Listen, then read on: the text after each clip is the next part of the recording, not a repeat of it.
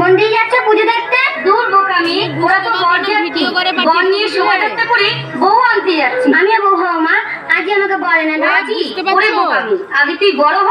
না না মা, আজই আমাকে বর এনে দাও। তোকে আমি বর দেবো কি? তোর বর তো ঠাকুর ঘরে বসে আছে। ঠাকুর ঘরে? হ্যাঁ। বলো মা, কে আমার বর? তোর বর গিরিধারী লাল শ্রীকৃষ্ণ।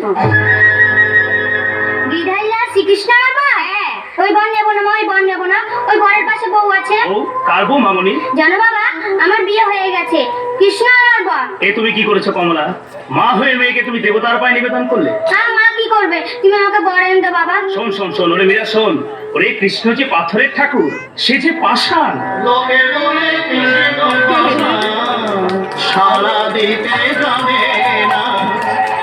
লোকে বলে কৃষ্ণ পাষাণ, সারা দিতে যাবে না। মন বলে আকুল হয়ে, মন বলে আকুল হয়ে, কেউ তো তারে ডাকে না, তাই সারা দিতে যাবে না। লোকে বলে কৃষ্ণ পাষাণ, সারা দিতে যাবে না। একে অধিকারী ঠাকুর, তুমি হঠাৎ এলে যে? যার কৃষ্ণ আমি তাকেই দিতে এলাম। এই নাও মা, তোমার কৃষ্ণ তুমি নাও। একে বলছো অধিকারী ঠাকুর?